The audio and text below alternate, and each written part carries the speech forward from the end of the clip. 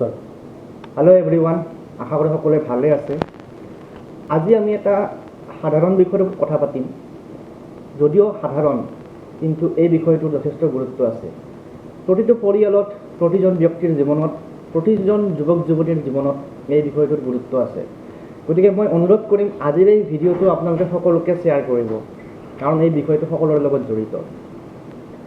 আমাৰ যেতিয়া সকলোৰে পঢ়া শুনা শেষ হয়, ডিগ্ৰী কমপ্লিট হয়, মাষ্টাৰ ডিগ্ৰী কমপ্লিট হয়, সকলোৰে মনত এটাই আশা যে এটা চৰকাৰী চাকৰি লাগে, গভমেণ্ট জব এটা লাগে। স্পেচিয়েলি আমাৰ যিখিনি লোৱাৰ মিডিল ক্লাছ বেকগ্ৰাউণ্ডৰ বা মিডিল ক্লাছ বেকগ্ৰাউণ্ডৰ ল'ৰা ছোৱালী, কাৰণ তেওঁলোকৰ হাতত বিজনেছ কৰিব টকা নাথাকে, তাৰপিছত বা অন্য ধৰণেৰে কিবা এটা গাড়ী এখন কিনি পেলাই ভাড়াত মাৰিব, তেতিয়াও এটা ডাঙৰ এমাউণ্ট এটা লাগে। গতিকে আমাৰ একমাত্ৰ উপায় বা একমাত্ৰ ভৰসা চৰকাৰী চাকৰি। কিন্তু চৰকাৰী চাকৰি জানো এনে আহিব, কোনো ধৰণৰ কষ্ট নকৰাকৈ বা কোনো ধৰণৰ এফৰ্ট নিদিয়াকৈ আহিব জানো? ইয়াতো সম্ভৱ নহয়। গতিকে আজি মই আপোনালোকক তিনিটা উপায় দিম।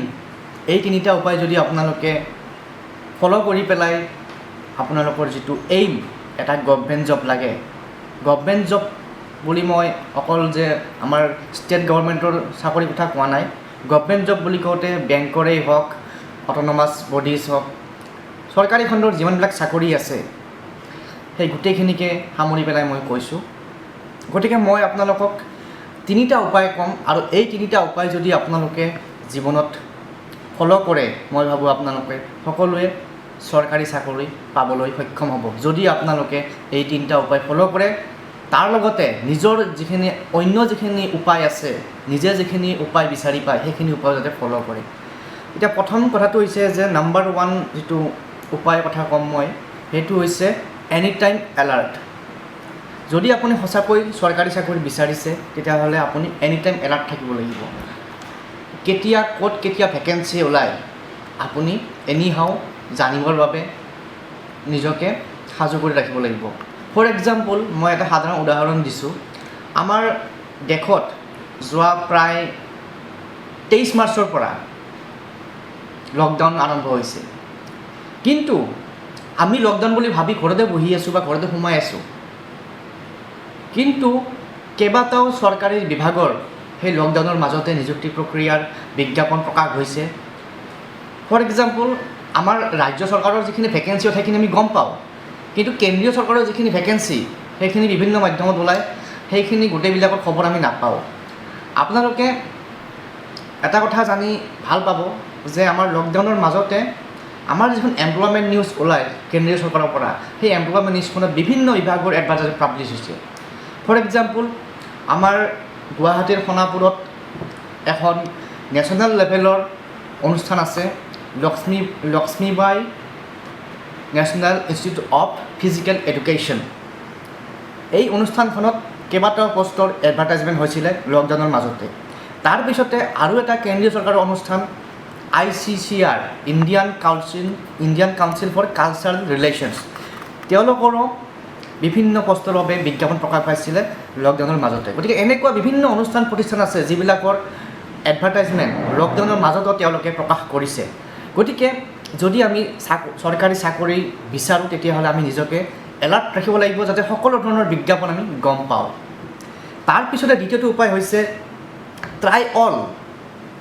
আপোনাৰ যি কোৱালিফিকেশ্যন আছে, সেই কোৱালিফিকেশ্যন মতে যিমানবিলাক চাকৰিত আপুনি এপ্লাই কৰিব পাৰে সকলোতে কৰিলে হ'ল, সকলোতে কৰিব লাগিব, কাৰণ কোনটোত লাগি যায় আপুনি নাজানে।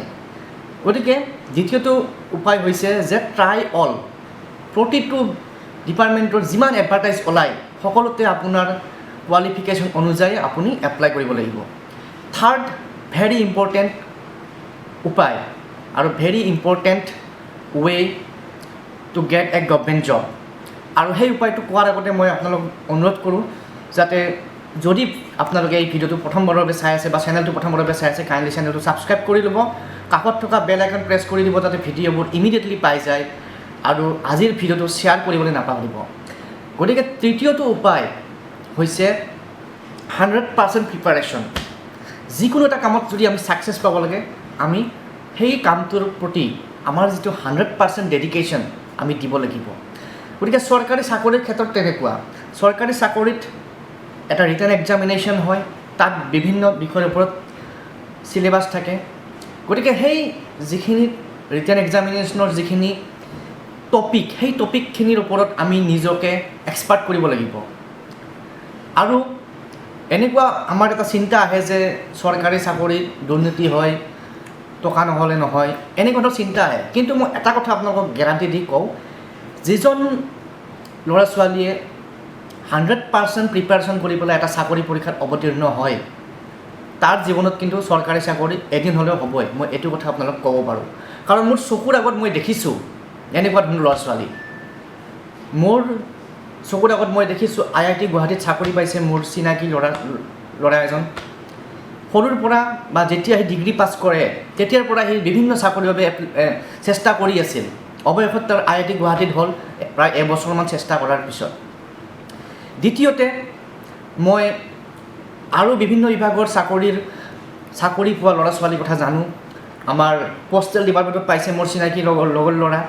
তাৰপিছত এনেকৈ বিভিন্ন বিভাগত মই কোনো ধৰণৰ দুৰ্নীতি নোহোৱাকৈ, কোনো ধৰণৰ টকাৰ লেনদেন নোহোৱাকৈ একমাত্ৰ নিজৰ প্ৰতিভাৰ বলত তেওঁলোকে কষ্টৰ ফলত সেই চাকৰি পাইছে। গতিকে মই ভাবোঁ আমি যদি 100% প্ৰিপাৰেশ্যন দিওঁ, যদি আমাৰ যিখিনি আমাৰ টেলেণ্ট আছে, আৰু এটা কথা জানো যে টেলেণ্ট আমাৰ সকলোৰে আছে। ৰিচেণ্টলি আমাৰ অসমত LPMৰ টেট হৈছিল, তাত বহুত ল'ৰা ছোৱালী পৰীক্ষা দিছিলে, কিন্তু বহুত ল'ৰা ছোৱালী উত্তীৰ্ণ হৈছে। কিন্তু এনেকুৱা নহয় যে যিখিনিয়ে ফেইল কৰিছে তেওঁলোকৰ টেলেণ্ট নাই, সকলোৰে টেলেণ্ট আছে। একমাত্ৰ যাৰ সেই টেলেণ্ট, যিজনে সেই টেলেণ্ট সঠিকভাৱে ব্যৱহাৰ কৰিছে, এটা নিৰ্দিষ্ট গতিপথত আগুৱাই লৈ গৈছে, তেওঁৰ বাবে সাফল্য বা সফলতা নিশ্চয় আহিছে। গতিকে মই আজিৰ এই ভিডিঅ'টোৰ মাধ্যমেৰে আপোনালোকক এই তিনিটা উপায়ৰ কথা ক'লোঁ। এই তিনিটা উপায় আপোনালোকে নিজৰ জীৱনত প্ৰয়োগ কৰি চাওক। মই আশা কৰিছোঁ নিশ্চয় এই তিনিটা উপায়ে আপোনালোকৰ জীৱনত আশা আনিব আৰু চৰকাৰী চাকৰিৰ বাবে যি আপোনালোকৰ প্ৰচেষ্টা, এই প্ৰচেষ্টা সফল কৰিব। গতিকে আজি এইখিনি বিষয়ত আলোচনা কৰি পেলাই মই আজিৰ এই ভিডিঅ'টোৰ পৰা বিদায় মাগিম। পুনৰ এটা গুৰুত্বপূৰ্ণ বিষয়ৰ ওপৰত ভিডিঅ' লৈ পেলাই আপোনালোকৰ মাজলৈ আহিম। আজিলৈ এৰিছোঁ, ধন্যবাদ।